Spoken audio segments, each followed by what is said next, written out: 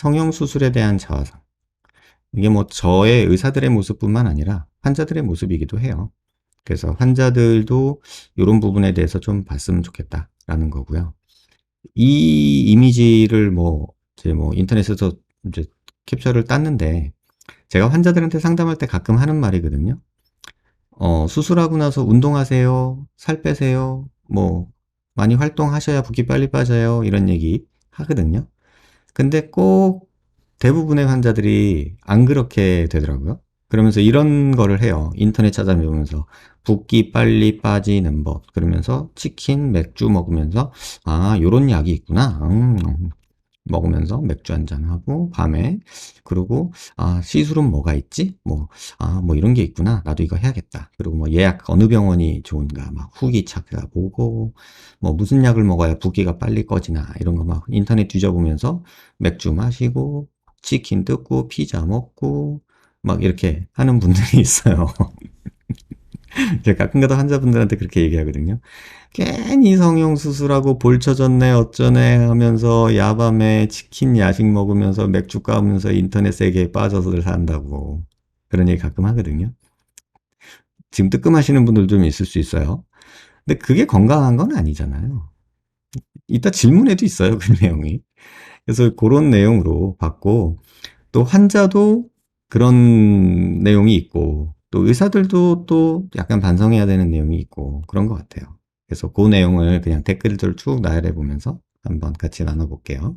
목요일에 대면 상담 받고 왔습니다. 거의 제 인생 상담처럼 길게 1시간 정도 상담한 것 같아요. 원장님 힘드셨을 거예요.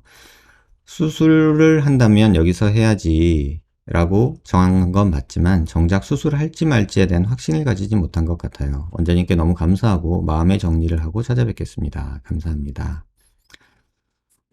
대면 상담이든 비대면 상담이든 제가 많이 하는 말 중에 하나예요. 인생 상담 길게 1시간 정도 상담한 것 같아요. 이걸 되게 좋게 받아들이신 분이고요. 어떤 분들은요, 저랑 상담하고 상담 후기 또는 다른 데다 가서 상담 후기 쓴 거나 아니면 제 블로그에다가 막 욕을 해 놓으신 분도 있어요. 내가 너한테 훈계 받으러 갔냐? 어? 내가 성형 상담 받으러 갔지. 웬 쓸데없는 얘기가 그렇게 많으며, 내가 물어본 거에나 답하면 되지. 뭘 그렇게 가리키려고 드냐. 기분 나빠 죽겠다. 이런 분들도 있어요. 진짜로 있어요. 막 진짜 쌍욕하지까지 들었어요. 그래서 여기 이렇게 글 남겨주신 분은 제가 감사해요. 왜냐면 제가 나름 관심 주고 이렇게 환자분 조언하고 싶은 마음에 이것도 오지랖이죠. 그래서 이렇게 말씀을 드린 주변 얘기들이나 여러 얘기들이 있잖아요. 근데 그런 얘기들을 이렇게 좋게 받아들여 주신 것 같아요. 수술을 하고 말고는 중요한 게 아니잖아요. 우리가 얼굴을 마주대고 만난다는 거 굉장히 이건 종교적인 얘기일 수도 있지만 굉장히 힘든 인연이에요. 같은 공간에서 말을 섞어 본다는 거. 이거 굉장히 큰 인연이에요. 왜냐면 정말 많은 사람들이 있잖아요. 그런데 우리가 말하고 지내는 사람 평생 몇 명이나 될까요? 그 중에 우리 둘이 대화를 나눴다는 거예요. 그것도 굉장히 큰 인연이거든요. 근데 그 인연이 안 좋은 기억으로 남을 수도 있고, 막 후회되는 기억으로 남을 수도 있잖아요. 또는 기분 나쁜 경우일 수도 있고.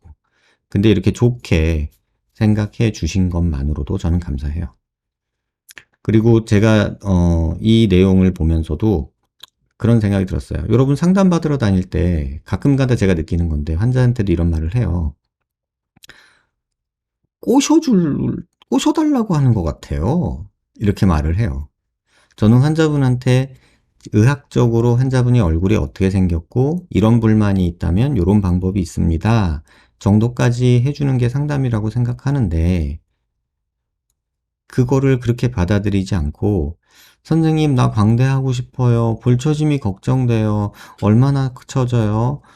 진짜 처지는 거 맞아요? 원장님한테 받으면 안 처져요? 얼마나 줄어들어요? 얼마나 예뻐져요? 얼굴 길어 보이지 않을까요? 이런 얘기들을 계속 하는 분들이 계시거든요. 그럼 이제 설명은 하죠. 한참 설명을 하다가 근데 환자분 이렇게 물어요. 지금 광대하고 싶죠? 근데 인터넷 보면서 부작용 생긴 글 보니까 불안해서 지금 저한테 확인하시죠? 근데 제가 설명드리면은 그 불안함이 해소되나요? 계속 불안하지 않으세요? 또 제가 뭐라고 얘기하면 그 말이 믿기세요? 이 사람도 돈 벌려고 나한테 지금 꼬시는 걸 거야. 이런 의심하지 않으세요? 제가 이렇게 물어요. 근데 실제로 그렇거든요. 근데 제가 나쁜 마음을 먹거나 진짜 뭐 환자를 꼬시려고 들면 오늘도 그런 상담을 했었는데 환자한테 그런 말을 했어요. 어, 나보고 뜰채로 들어달라고 물고기가 와가지고 내 앞에서 나 잡아 드세요 하고 그냥 내 앞에서 종종 맴도는 것 같아요. 이렇게 얘기한 적이 있어요. 오늘 환자분한테. 아니 왜 나한테 자꾸 꼬셔달래요. 난 꼬시고 싶지 않아요. 본인이 결정하실 부분을 왜 자꾸 저한테 물으세요. 이렇게 얘기를 한 적도 있거든요. 오늘도.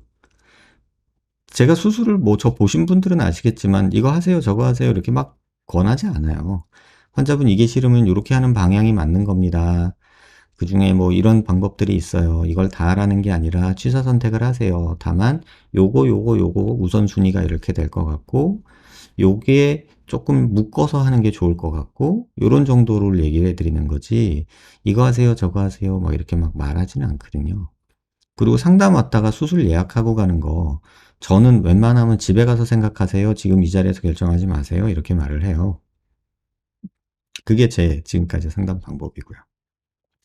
근데 괜히 인생 상담한다고 오지랖 부려가지고 노인네 또 꼰대가 또 잔소리한 것 같이 받아들이시는 분도 있어서 사실 조금 자제하려고 노력하고 있는 중이에요. 근데 또 이게 안 되는 게 환자가 또 얘기를 조금 잘 들어주고 막 조언을 해주고 싶은 이 츤데레가 발달을 막 이게 발동할 때가 있어요. 그러면 이게 좀 힘든 거죠. 어쨌든 좋게 생각해 주셔서 고맙고 수술 안 해도 우리 행복하게 살 수 있는데 수술을 정하고 싶다면 안전하게 하고 떠나야 돼요. 전 그렇게 생각해요. 도움 되셨길 바라고 이렇게 글 남겨주셔서 감사하다는 말씀 드릴게요. 또 다른 분이 이제 미국에 계신가 봐요. 이런 글을 써주셨어요. 미국에서는 너의 불만에서 20% 30% 개선될 수 있는데 흉터 생길 수 있다. 리스크 감수하겠니? 하루에 몇 번 거울 보니? 등의 질문 리스트가 있고 정말 서로 동의한 후에 진행하고 너무 집착하거나 정신에 이상이 있으면 진행 안 하더라고요. 의미 없는 개인 동의서 사인하고 진행하는 한국 성형 문화는 없어져야 된다고 봐요. 원장님이 선택하신 방식이 저는 맞다고 봅니다. 이런 얘기를 해주셨어요. 자, 제가 처음에 병원을 시작했을 때 수술 동의서 성형외과 학회에서 표준이라고 만들어준 동의서는요. A4 용지 한 장에 뭐 위아래 그냥 이름 적고 주소 적는 거, 맨 밑에 뭐 저희 병원 있고 날짜 적는 거 빼고 가운데에 있는 실제 내용이 한 6줄? 한 6줄, 6줄, 7줄 정도 됐던 것 같아요. 그때 처음에 20년 전에 개업할 때는요. 근데 그게 점점 종이가 늘어나요. 동의성애가 무슨 보험 약관 책자처럼 늘어나기 시작했어요. 저도 어쩔 수 없이 만들어야 되는 동의서들이 막 그 의무화돼서 만들어지는 동의서들이 생겼어요. 예를 들면 뭐 수면 마취 동의서, 뭐 사진 활용 동의서, 수술 동의서, 또 뭐 특별한 거는 또 특별한 동의서, 뭐 이런 것들 써요. 그러다 보니까 뭐 한 두세 장 넘게 쓰는 것 같아요. 지금 저희 병원 한 세 장 쓰나? 그럴 거예요. 근데 가끔 가다가 다른 병원에서 이제 이렇게 수술 잘못되고서 차트 복사해 오시는 분이 계시거든요. 근데 제가 깜짝 놀란 병원을 봤어요. 동의서가 무려 열 몇 페이지예요. 그리고 문구 하나하나마다 환자가 본인이 사인하게 돼 있어요. 그래서 그걸 보면서 환자한테 어지간히 시달렸구나. 이런 생각이 들더라고요. 그러니까 뭐 수술을 했네, 뭐 설명을 들었네, 안 들었네, 이런 걸로 어지간히 시달렸구나, 이 병원. 그런 생각이 들더라고요. 그러니까 이제 뭐 분쟁이 생기면, 뭐 법적으로 분쟁이 생기면 동의서 썼냐, 합의했냐, 이게 중요하잖아요. 근데 막 한 열 몇 페이지가 넘어요. 그래서 보고서 제가 깜짝 놀랐어요. 근데 우리들 모습이 지금 그렇게 돼가고 있는 거예요. 환자들이 제일 많이 하는 말. 이럴 줄 알았으면 안 했다. 그쵸? 이럴 줄 알았으면 안 했다라는 말, 그 카페나 이런 데 성형 잘못됐다고 하는 사람들 제일 많이 하는 말이잖아요. 그러면 저는 물어요. 그러면 환자분 의사 선생님이 이 얘기 안 했어요? 라고 물으면 대부분 기억 안 난다 그래요. 근데 차트 복사해 왔는데 여기 동의서 사인하셨는데요? 그랬더니 그땐 정신이 없어서 제가 모르고 사인했어요. 이런 말이 너무 편안한 거예요. 이 미국에서는 있을 수 없는 얘기예요. 왜냐면 내가 내 이름으로 사인을 하고 그 문서에 대해 동의를 했다는 거는 굉장히 의무감과 법적인 책임을 지는 거거든요. 근데 우리나라 사람들은 자기가 쓴 글, 자기가 사인한 글에도 별 의미를 안 둬요. 그냥 말로 뒤집을 수 있다고 생각하는 것 같아요.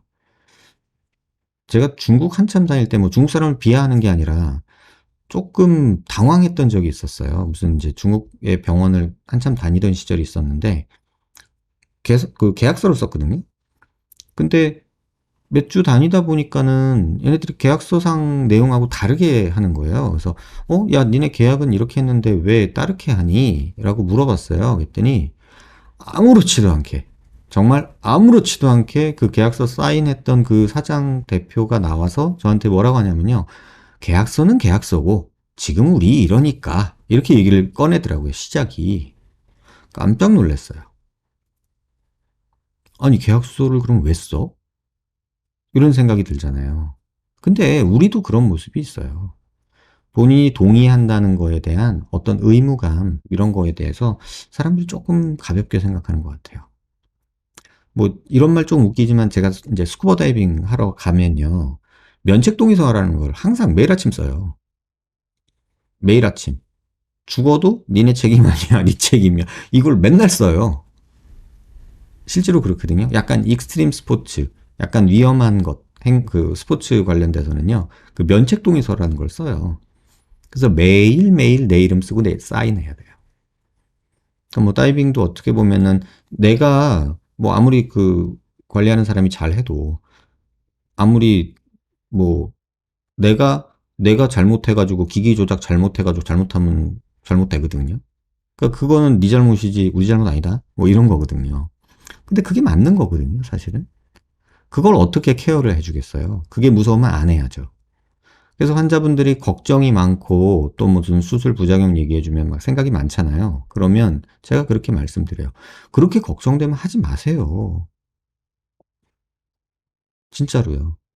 그렇게 걱정되면 하지 마세요. 이렇게 얘기하거든요. 아니, 근데 선생님, 안 하고 어떻게 살아요? 지금 얼굴이 이런데. 아니, 그럼 하면 되잖아. 아니, 근데 하려니까 이런 거 걱정돼서 무섭단 말이에요. 아니, 그렇게 무서울 걸 왜, 하고 나서 그렇게 불안에 떨 걸 왜 해요? 하지 말지. 근데 이게 안 되는 거더라고요. 이게 이제 문화인데, 그게 바뀌어가는 데는 시간이 좀 많이 필요하겠다, 이런 생각은 들더라고요. 그래서 여기 미국에서는 실제로 계약서상이 이렇고요. 이게 우리는 조금 그, 뭐랄까, 약속이라는 거에 대해서 조금은 가볍죠. 그게 이제 조금 의미 있는 무게감으로 다가오기 위해서는 이게 사회적으로 조금 이렇게 타이트한 그 시스템이 돼야 되는데 우리는 아직 정해. 그래도 사람이 그러면 안 되지. 좋은 게 좋은 거지. 이게 너무 강해요. 그러다 보니까 때로는 이렇게 무리스러운 요구나 이런 무리스러운 상황들이 계속 벌어지는 것 같아요. 근데 기본은 그거예요. 걱정되면 안 하면 되잖아요. 근데 하고 불안에 떨 거면 안 하는 게 낫잖아요. 근데 하고는 싶어. 그걸로 의사가 해결해 줄 수는 없잖아요. 꼬셔달라는 거예요. 이해되세요? 그건 영업이죠. 저는 그걸 바라진 않아요. 그래서 꼭 그런 부분 참고해 주시고, 우리도 조금 이런 식으로 조금 냉철하게 그런 동의서나 쓸 때 좀 필요한 것 같아요. 선생님한테 상담받은 내용을 딴 병원 가서 말하면 왜 이렇게 부정적이냐고, 그렇게 된 사람 없고 그렇게 안 만든다고 결과만 생각하라고 이 말 저 말 합니다. 그러다 보면 운에 맡기고 수술대에 눕게 됨. 그쵸? 저도 알아요. 저도 환자들한테 그렇게 말을 하거든요. 근데 웬만하면 이제 데이터로 얘기를 해주려고 하죠. 예를 들면은 제가 하는 수술, 뭐 다른 병원에서 뭐라 한들 저 신경 안 쓰거든요. 왜? 내가 데이터가 있는데? 내가 지금 10년 동안 몇천 명의 환자를 수술해보고 내가 경험이 그렇게 있는데 내 데이터가 있고 너는 데이터가 없이 느낌만 있잖아. 그러면은 난 내 데이터가 있기 때문에 네가 느낌으로 말해도 얼마든지 너랑 논리적으로 싸워서 내가 널 설득할 수 있어. 이런 거거든요. 근데 경험적으로 내가 안 좋게 된 걸 많이 봤어요. 그러면 약간 부정적이 될 수밖에 없겠죠. 뭐 대표적인 예로 우리들이 경험했던 많은 것들이 있어요. 뭐 가슴에 실리콘 보형물을 넣었을 때 뭐 어떻다 저렇다 뭐 말 많죠. 코 수술 이렇다 저렇다 말 많죠. 근데 그런 것들이 많음에도 불구하고 그 수술이 없어지지 않는다는 거는 그게 빈도수나 확률적으로 그렇게 높지 않다라는 걸 반증하는 거기도 해요. 뭐 따지고 보면 그런 것들이 우리 삶 속에 되게 많거든요. 근데 이제 수술을 험하게 된 거를 경험하지 못한 사람들은 조금 덜 조심하게 되죠. 왜 그런 거 있잖아요. 운전면허 따고서 사고 제일 많이 나는 시기가 언제인 줄 아세요? 이게 뭐냐면 운전면허 따고 제일 사고가 많이 나는 시점은 1년째예요. 이게 통계에도 있더라고요. 처음에 면허 따면 조심스러워요. 그래서 굉장히 조심스럽게 운전하고 주변 살피고 막 주차하는데 한참 뭐 보고 차에 내려서 괜찮은가 확인하고 막 이런 시간을 지내요, 처음에. 근데 한 1년 정도 하면은 아, 나 좀 운전하는데? 이런 생각이 들기 시작해요. 그러면서 조금 이제 건방 떨죠. 핸들 한 손으로 잡고. 그러지 않나요? 처음에 운전하는 사람도 이렇게 두 손으로 딱 잡잖아요. 이렇게. 이렇게. 그러다가 아 이러면서 뭐 핸드폰도 보고 이제 이러잖아요. 아 이 정도는 그냥 가야지 하고 슈악 갔다가 전봇대 들이받고 벽에 긁고 그게 1년째 제일 많대요. 그게 아주 못했을 때는 긴장하니까 불안한 거예요. 그런데 조금 내가 한다. 나 좀 해. 이런 자신감이 붙었을 때가 사실 제일 위험한 거예요. 그래서 이제 저도 수술하면서 이제 성형외과 전문의들 이제 보잖아요. 저 역시도 그랬고. 전문의 따고 처음 이제 수술을 막 하기 시작하는데, 막 내가 제일 잘난 것 같은 거지. 야, 신난 전문이야. 신난 다 잘해. 내가 하면 다 돼. 뭐 이런 생각, 어깨뽕 빡 들어갔을 시기가 있어요. 그러다가 이제 조금 지나면, 막 내가 막 생각했던 대로 마음대로 안 되는 경우들이 이제 하나 둘 생겨나기 시작해요. 그러다가 병원이 2, 3년 정도 지나잖아요? 그러면 그런 환자들이 쌓여서 누적이 돼서 스트레스를 주기 시작해요. 그런데 그 상황을 못 이기면 병원을 접고 뭐 병원 이름을 바꾸고 다시 개원하거나 아니면 뭐 어디 월급쟁이로 들어가거나 아니면 어디 페이로 들어가거나 아니면 뭐 어디 동업을 하기 시작하거나 뭔가 어쨌든 시스템의 변화를 주게 돼 있어요. 그 상황에서 못 견디면. 근데 그 상황을 견디고 내가 뭘 잘못했지? 내가 어떻게 하면 더 괜찮을까? 이렇게 고민하는 사람들은 롱런을 해요. 그래서 개업하고 3년 정도 지나면 1차 고비 넘겼다라는 얘기를 의사들끼리는 해요. 그래서 자기 이름으로 개업을 하고 1년이 지났다. 그러면 그러니까 남의 이름으로 개업을 한 건 의미가 없어요. 뭐 누구 밑에 페이로 있고 이런 거. 왜냐면 누군가 백업을 해주잖아요. 문제 생기면 뭐 대표원장이 알아서 해주고 막 그러잖아요. 그러니까 그건 의미가 없어요. 내가 수술한 환자가 나한테 뭐라고 하는 상황을 겪어야 돼요. 그래서 그걸 겪고 나서 3년이 넘어가면 그걸 극복하게 되면 이제 저 사람은 성형외과 전문의로서 개업의로서 이제 뭐랄까 임시면허 띄었다. 이제 인정 이렇게 돼요. 그래서 이제 3년 4년 지나다 보면 또 이렇게 또 내가 어떤 분야에서는 좀 남들보다 잘하는 것 같은데 이런 생각이 조금 들기 시작해요. 또 이게 항상 사람 마음이 그래요. 그러다가 어느 날 큰 사고를 한번 쳐요. 그래서 된통 뒤져. 그러고 나면 자신감이 갑자기 확 떨어져요. 그러면서 막 환자가 무섭고 환자가 이거 수술해달라고 그러면은 막 그때 기억이 떠오르고 막 그래요. 실제로. 근데 그거를 다 겪고 넘어서 10년 차가 넘어가면 이제 뭐 이런 일이 있어도 그러려니 저런 일이 있어도 저러려니 하면서 조금 이제 굳은 살이 배기는 거죠. 마찬가지예요. 지금 이렇게 왜 이렇게 부정적이냐라고 말하는 거는 그 수술이 나쁘다라고 말하는 게 아니고 환자들이 이런 부분에 대해서도 이제는 알아야 되는 시기가 된 거예요. 옛날에는 선생님 알아서 잘해주세요. 동의서 내용도 없었고 뭐 설명해도 저 모르겠어요. 잘 모르겠고요. 그냥 선생님이 알아서 해주세요. 이러던 시절이었어요. 불과 15년 전만 해도. 근데 지금 그런 시절 아니잖아요.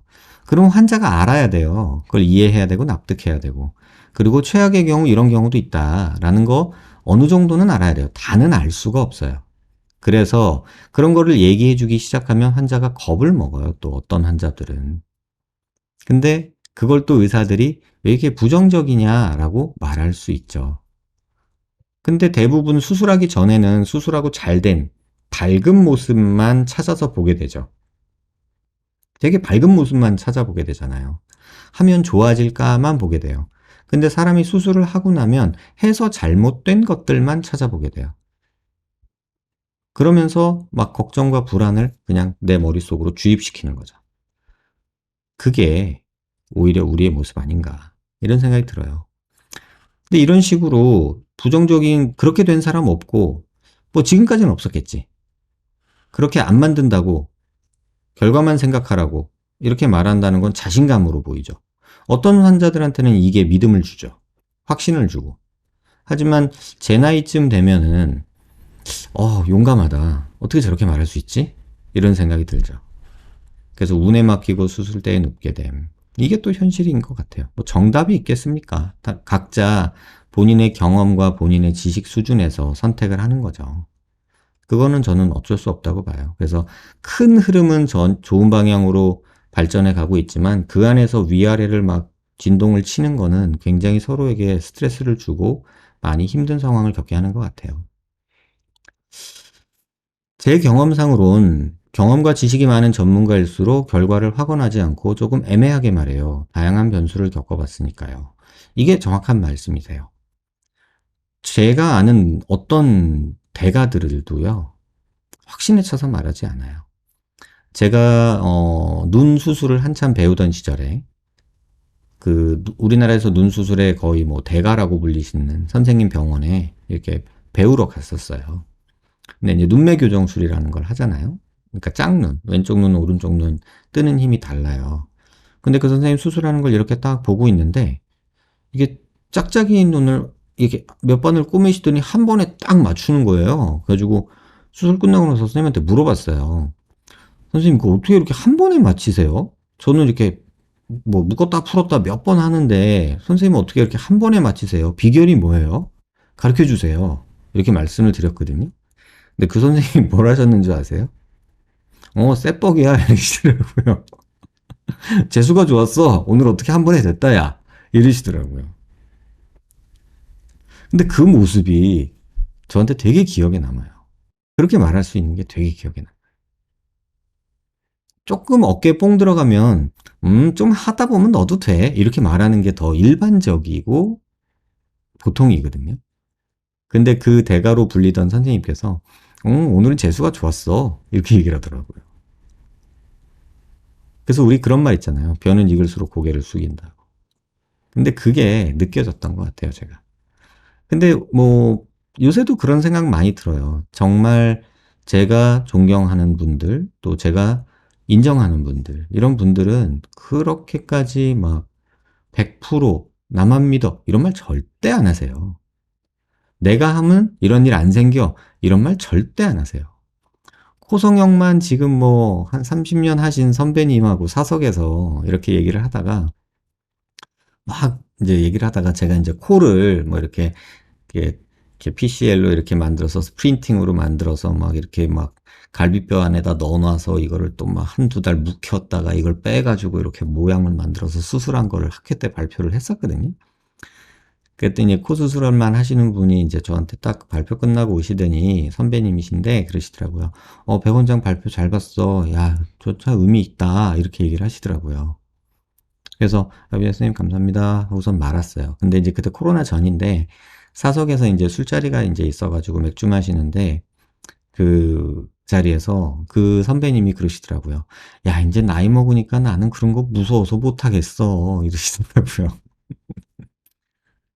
뭐냐면, 그러니까 그렇게 조금 뭐랄까, 뭐야, 도전적인 거를 하다가 잘못되면 너무나도 큰 고생하는 거를 경험했기 때문에 점점 나이 들수록 새가슴이 된다. 이런 말을 하시더라고요.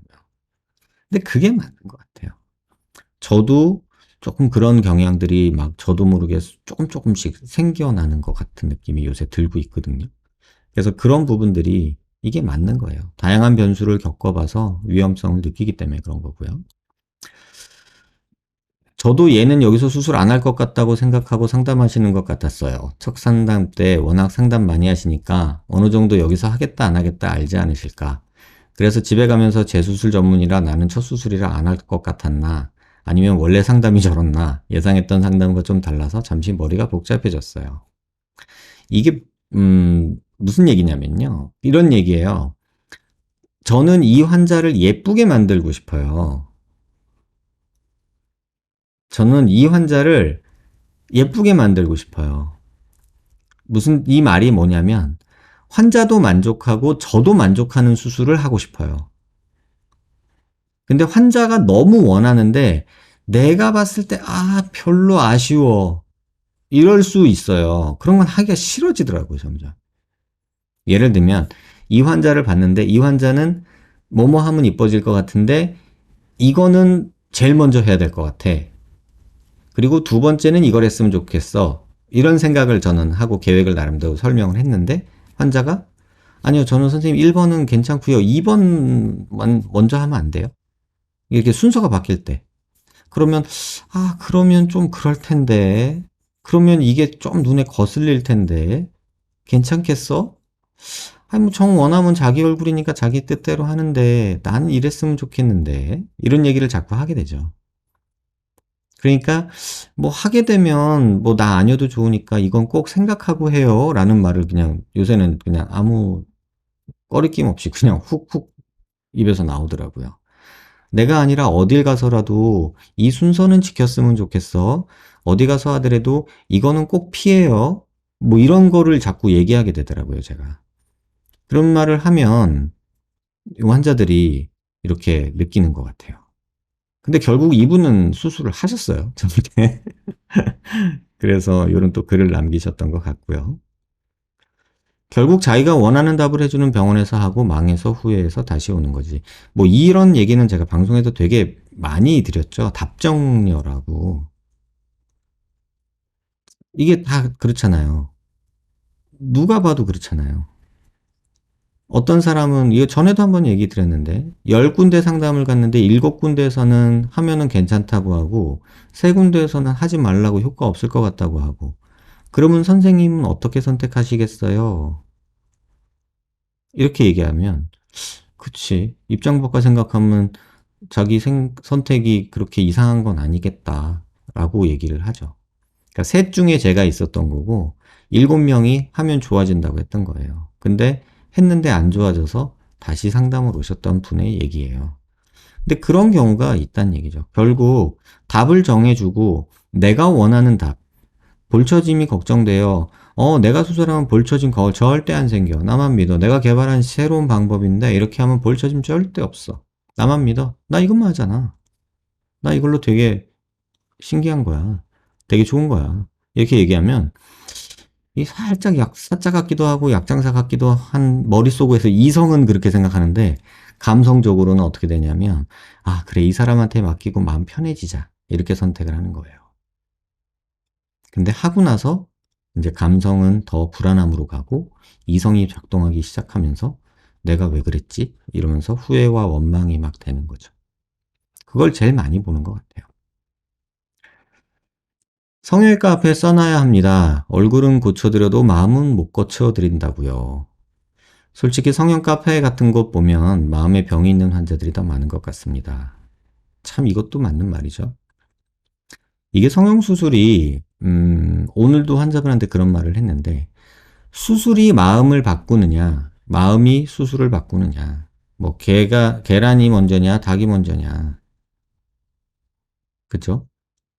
이게 이제 문제인데 수술을 해서 정신이 되게 마음이 이런 패턴이, 생활 패턴이 굉장히 바뀌는 환자들도 정말 많아요. 근데 때로는 그러한 분들을 보고 나도 그럴 거야 라는 집착 환상에 빠져서 되지도 않는 수술을 계속 반복하는 분들도 분명히 존재해요. 그러면서 본인 얼굴을 계속해서 망가뜨리는 분들도 분명히 존재해요. 대부분의 공통점은 뭐냐면 그런 분들은 조급하고 불안정해요. 당장 해야 돼요.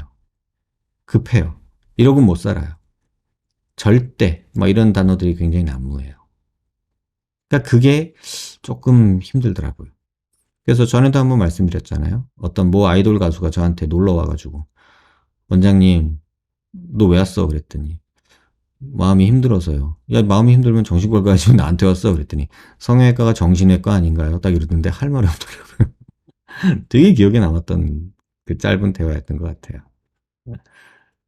아무튼 또 이런 글도 있었어요. 세상은 넓고 사이코패스는 많다. 전 세계 의사들 중에 사이코패스 의사들이 많이 존재한다고 믿고 사람을 고의로 살인, 고의로 억만징창 수술하는 의사 인간들이 있다고 믿습니다.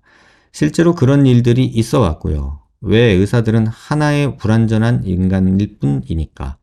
또 의사들의 아주 거만한 태도에 역겨운 수준. 예전보다 나아지긴 했지만. 뭐 이런 글을 써주시고 가셨어요. 여러분에 대해서 이런 거를 한번 얘기해 보고 싶었던 생각은 있었어요. 여러분 성선설 믿으세요? 성악설 믿으세요? 그러니까 사람은 원래 악한 존재다. 아니면 사람은 원래 선한 존재다. 뭐 이런 얘기 있잖아요. 여러분들은 어떻게 생각하세요? 안녕님은 성악설을 믿으시고. 이건 뭐 정답은 없잖아요.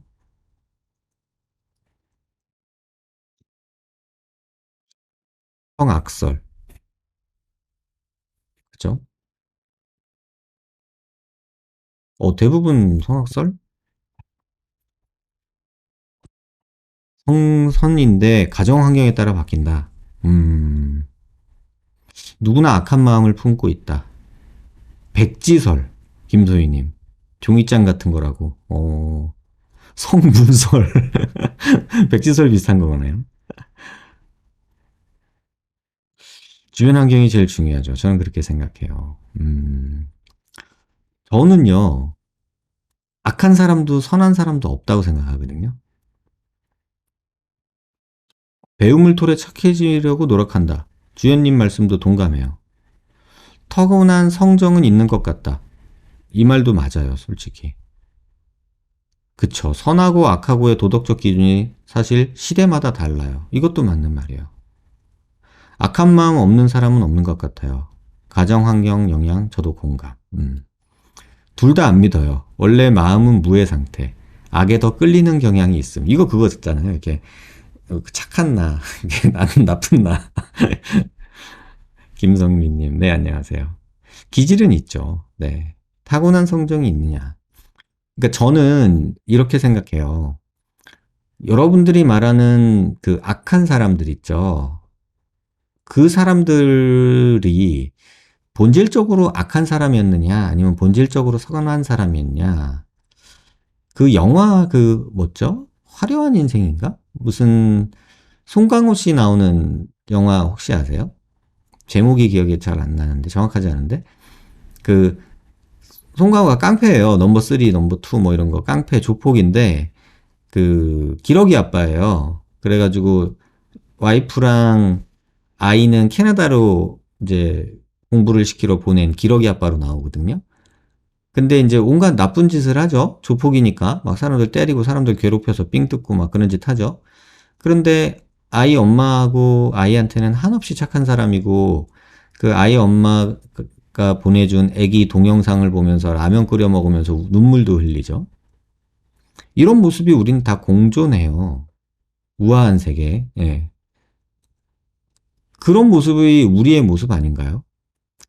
워낙에 나쁜 사람이 어딨어요. 나한테 악하게 대했을 때 상대에게 반발하는 마음으로 악해지는 거고, 또는 내가 피해를 봤다고 생각할 때 상대한테 악하게 대하는 거고, 이유 없이 상대방이 나를 괴롭히는 경우도 물론 있잖아요. 근데 그 사람은 아무 생각 없이 한 행동인데 내가 괴롭힌 걸로 느꼈을 수도 있고, 뭐 쉽게 말하면 내가 너무 반가워서 야 너무 반가워 하고 뒤에서 탁 쳤는데 그걸 당한 사람은 두드려 맞았다고 느낄 수도 있는 거잖아요.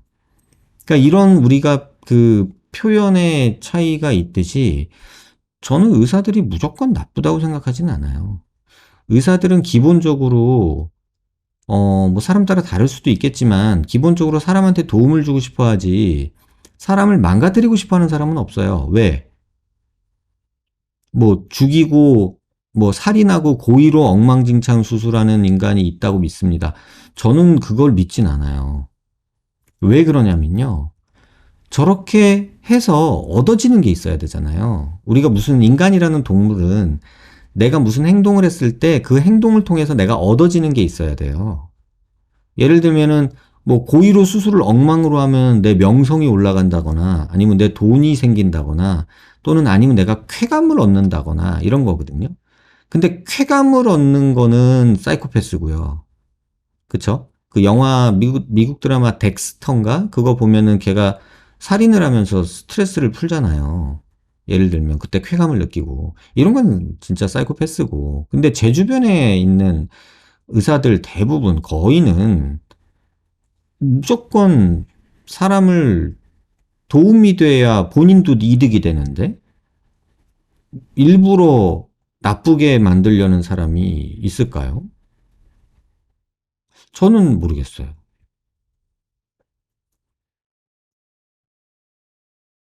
그러니까 그런 게 있으면 모르겠어요. 근데 나한테 득이 안 되는데? 단순히 내 스트레스나 내 내적 갈등을 해소하기 위한 도구로서 성형수술에서 남의 얼굴을 망친다? 글쎄요, 그 정도로 악한 사람은 없는 것 같아요. 저는. 그래서 근데 요렇게 또 믿고 생각하는 사람들 또 있죠. 뭐 세상은 다양한 의견을 가진 사람이 뭉쳐서 사는 거니까. 그래서 그 고생해가지고 굳이 그렇게까지? 저는 그렇게 생각을 해요. 고의로 그럴 사람은 없겠죠. 뭐 돈을 벌기 위해서 조금 더 그럴 수도 있고 뭔가 이런 내용이 있을 수는 있지만 저는 절대적으로 그런 사람은 없다고 믿고 싶고 실제도 그렇다고 생각해요. 뭐 우리가 사는 세상에 그렇게 사이코패스가 많은지는 모르겠지만 저는 그런 사람들을 겪어보진 못했어요. 그래서 조금 이런 생각을 하시는 분이 또 열심히 글을 다세요. 또 이런 분들이 꽤 있어요. 제 유튜브나 이런 곳에 이런 글들 되게 많이 봐요. 근데 대부분 이제 제가 조금 무시하는 경향이 있는데, 아니 뭐 본인이 그렇게 생각하는 거를 남을 그렇게 주입하려고 할 필요는 없잖아요. 제가 존중은 하는데 뭐 거기에 주입당하고 싶지는 않으니까. 그것도 제 자유의지니까요. 제 그 블로그 댓글이나 약간 그런 글을 보면서 이런 모습도 있어요. 환자들끼리 이제 논쟁을 하거나 또는 환자들끼리 서로 이렇게 조언을 하는 모습들을 가끔 보거든요. 이분은 광대 축소보다는 인모드 같은 지방 축소가 더 효과적이겠네요. 뭐 이렇게 뭐 얘기를 했어요. 이제 인모드 찬양하시는 분이죠.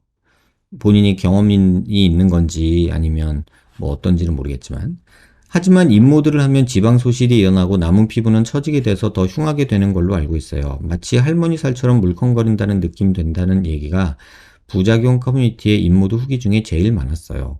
뭐 이런 얘기도 있고 지방층이 두꺼워서 뼈 깎아도 효과가 그리 크지 않은데 지방 축소가 낫지 않을까요?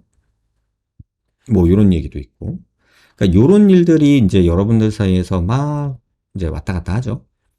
근데 솔직히 말하면 대한민국 같이 의사 만나기 쉬운 나라가 있나요? 여러분 전 세계 어디를 가도요. 대한민국처럼 의사 만나기 쉬운 나라 없습니다. 그런 나라에서 왜 환자들, 비전문의들끼리 이렇게 논쟁을 하고 있는 거죠? 근데 저는 이게 되게 웃겼어요. 아니, 대한민국처럼 의사 만나기 쉬운 나라가 세상에 어딨다고. 진짜 없어요. 여러분, 의사 만나기 이렇게 쉬운 나라 대한민국밖에 없습니다. 미국에서 의사 만나려면 기본 천불이에요. 일본도 마찬가지고요. 영국은 줄 서서 대기표 30분 끼고 기다려야 되고요. 뭐 돈은 안 낸다 하지만. 근데 이런 나라에서 왜 이렇게 의사들이 해줄 수 있는 얘기를 환자들끼리 경험담을 나누고 이런 것들이 더 점점 발달할까요? 왜 그럴까요? 그만큼의 관심이 많은 것도 있지만 그만큼 전문가 행세하는 사람들도 많은 거고요. 이게 동양 정서랑 맞물린 것 같아요. 동양 사람들은 통계보다 경험에 의존하거든요. 그리고 동양 사람들은 이게 좀 좋지 않은 습성인데 남의 평가, 남의 일을 관심이 많죠. 그리고 대한민국이라는 나라는 땅덩이가 좁아서 서로 부딪히면서 살다 보니까 남의 얘기하는 걸 되게 좋아하는 것 같아요. 그리고 이건 좋게도 볼 수 있는데 살짝 오지랖도 있는 것 같고요. 한국 사람들은. 왜 그런 거 있잖아요. 미국에서는 어떤 사람이 이렇게 가방에다가 자기 물건을 놓고 가다가 이렇게 휘청거리면서 물건을 쏟잖아요. 그럼 여러분 어떻게 하세요? 대부분 대한민국 사람들은 이렇게 물건을 쏟으면요. 옆에서 그걸 좀 주워주고 도와줘요. 근데 미국만 해도요. 이렇게 쏟잖아요. 그럼 뒷걸음질 쳐요. 그래서 물어봤어요. 제가 미국 갔을 때. 야, 니네는 왜 저런 거 안 도와줘? 제가 물어본 적이 있거든요. 근데 그 얘기에 대해서 답이 뭐였냐면요. 괜히 내가 손댔다가 내가 망가뜨렸다라는 얘기 들을까봐. 그러니까 책임 소재 관련해서 내가 엮이는 게 싫다. 그 다음에 내가 만지는 걸 저 사람이 싫어할 수도 있으니까. 이런 거예요. 여러분, 이기주의랑 개인주의는 다른 거 아시죠? 이기주의는요, 개인주의랑 달라요. 외국에서 만약에 이렇게 물건을 쏟았는데 내가 그걸 집잖아요? 그러면 그 사람들의 인식에서 그건 어떻게 보냐면요. 내가 쏟았다고 제가 저걸 들고 지가 가지려고 한다라고 느낄 수 있단 말이에요.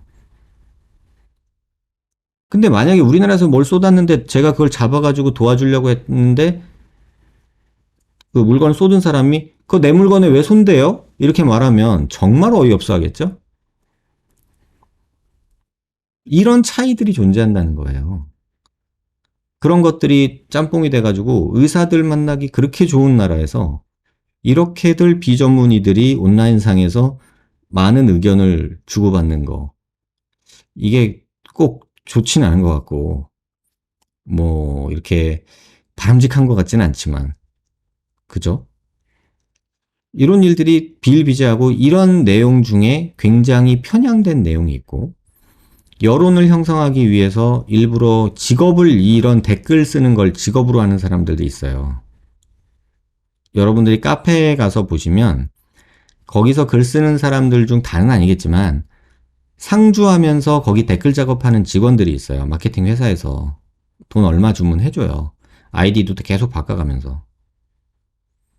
근데 이런 것들이 있었는데 지금은 이제 막 그런 것들이 뭐 그런 카페, 뭐 온라인, 뭐 어디든 막 댓글을 하는데 다 있어요. 그러니까 오늘도 느낀 건데 여러분들이 아셔야 될 건 여러분들이 인터넷을 검색을 키워드를 치는 순간 마케팅 그 업체들이 만들어 놓은 촘촘히 짜놓은 그물에 여러분은 걸려들 거예요.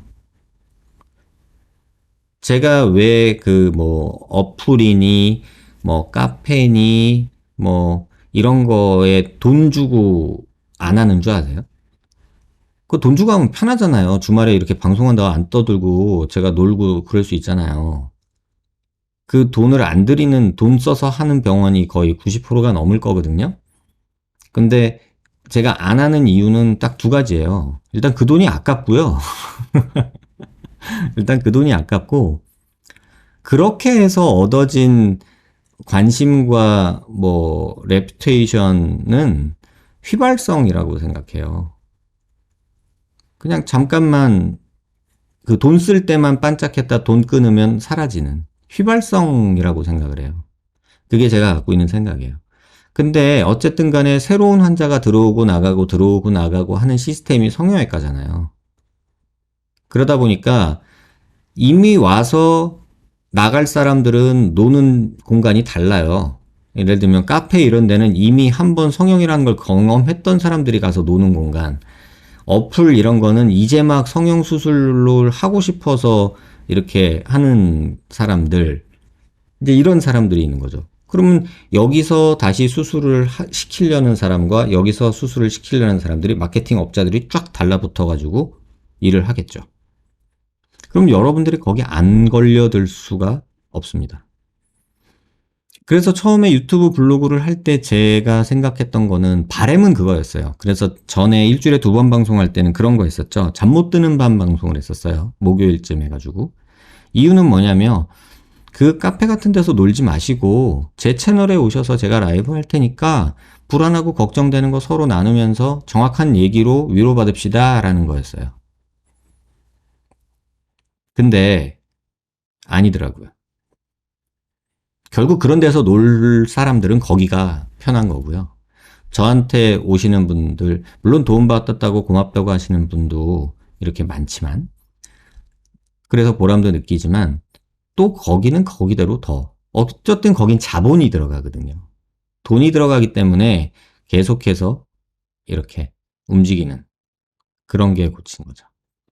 그래서 이런 것들이 많은 게 우리나라인데, 이게 그렇게 뭐 꽉, 그렇게 바람직한 것 같지는 않다. 이렇게 말씀드릴게요. 뭐 이런 글도 있어요. 누구한테 재수술을 받을까, 백 원장님께 받을까, 진짜 고민 많은데, 중립적인 입장에서 아는 정보 많으신 분들 조언 좀요. 이 영상 보니 백 원장님께 좀 기울긴 하지만요. 이것도 좀 재밌었어요. 이거 제 채널이거든요. 제 채널에 댓글에다 이렇게 쓰시는 분은 도대체 뭘까? 여기다가 대놓고서는 여기에 존재하는 그 병원, 마케팅 직원이 와가지고 백 원장님보다는 그 원장님이 나을 것 같은데요. 이러고 쓰고 있을 수도 있잖아요. 이게 제 채널이에요. 근데 왜 제 채널에 와서 정말 이런 거 쓰세요. 아무리 뭐 고민이 든다 하더라도 참 재밌는 세상이죠. 이거 진짜 팩트입니다. 저도 도수치료 두개골 교정, 안면비대증 교정해서 1,000만 원 가까이 썼는데 그냥 차이 없어요. 사진으로 트릭만 주면서 바뀌었다고 할 뿐. 이거 아무리 얘기해도요. 진짜 제 아무리 얘기를 해도요. 이거 사진 보고서 또 끌리는 사람은 있어요. 어쩔 수 없어요. 우리 사람이라는 게. 얼마 전에 저 내과 하시는 그 선생님이 계시거든요. 제 선배님인데 2년 선배님인데 페북에 글을 써놓으셨어요. 제가 그거 보고 빵 터졌는데 20년 동안 자기가 이렇게 관리해주고 계시는 분이 계시대요. 환자분이 아세요? 그 환자분이 이렇게 20년 동안 이제 뭐 혈압이나 간 수치나 이런 거 내과적 질환을 관리해주고 건강 상담해주고 조언하고 20년을 그렇게 하신 분이 계신데요. 근데 그 20년 동안 그 환자분한테 항상 그렇게 말했대요. 금주하셔야 됩니다. 지금 간경화 진행되면 답 없습니다. 간이식밖에 없습니다. 술 끊으세요. 제발 부탁드려요. 20년 동안 얘기했대요. 근데 20년 동안 술을 안 끊었대요. 근데 얼마 전에 병원에 갔는데 술을 끊었다고 하더래요. 얼마 반가울 거예요. 가지고 아니 내가 20년 동안 술 끊으라고 얘기해서 드디어 끊으신 건가요? 이렇게 물어봤대요. 근데 그 환자분이 뭘 했는지 아세요? 진짜 웃겼어요. 저 혼자 빵 터졌는데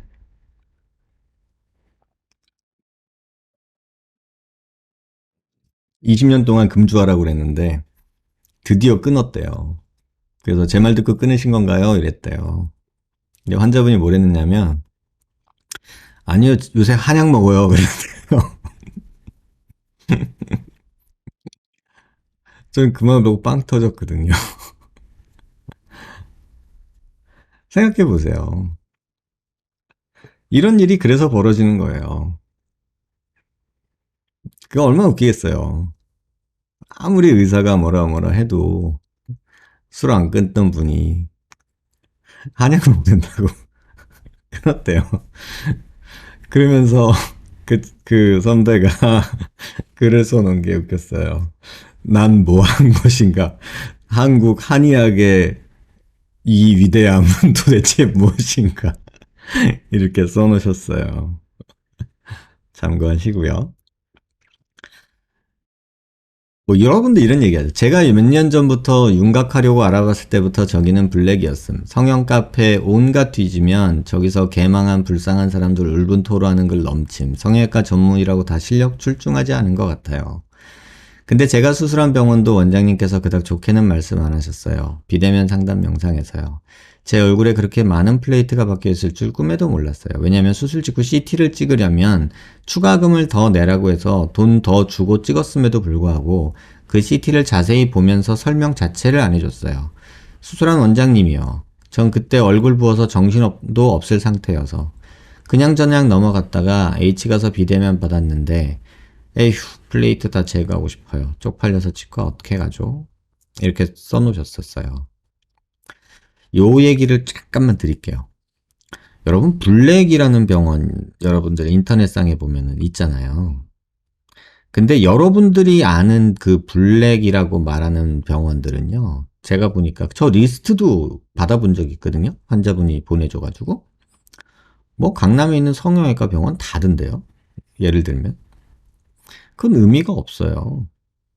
근데 제가 얼마나 더 많이 알겠어요. 저한테 상담 오는 환자들 주로 오는 병원들은 그만큼 문제를 많이 만든다는 거고 그만큼 환자하고 문제 해결을 안 한다는 얘기잖아요.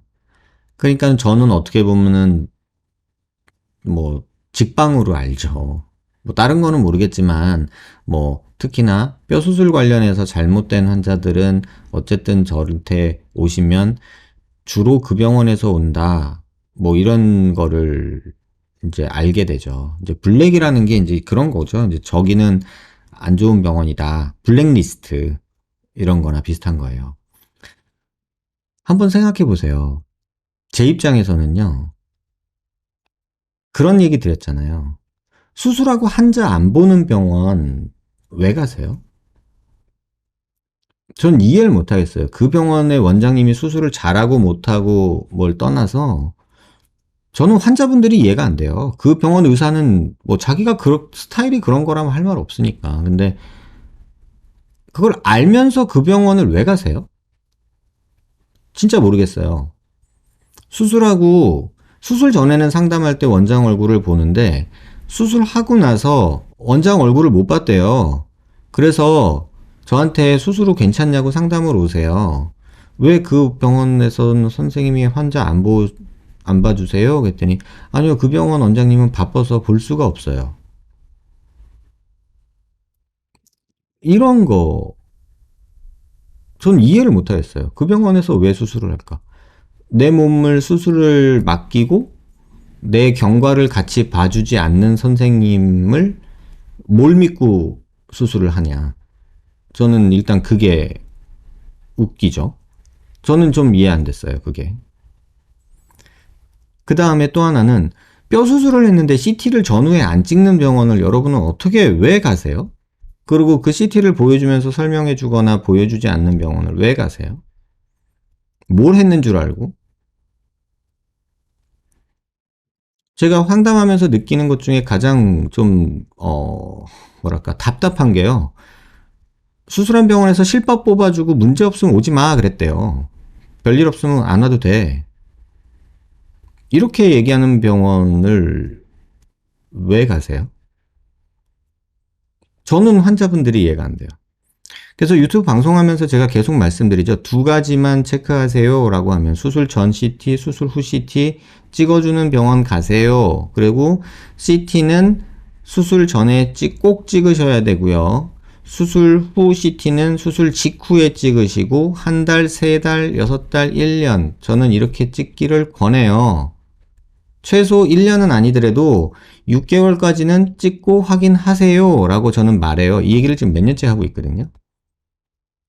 근데 아직도 수술 후에 CT 찍고 못 봤다라고 하시는 분들이 많아요. 그리고 또 하나 이상한 거. 이건 환자들 이해 안 되는 거. 저한테 상담 오셔서도요. 제가 모니터 보고 마우스를 그려가면서 막 설명하고 있는데 제 얼굴 보고 계신 분 계세요. 아니 모니터 봐야죠. 모니터 보고 CT 보여주고 있는데 제 얼굴을 뭐 하려고 봐요.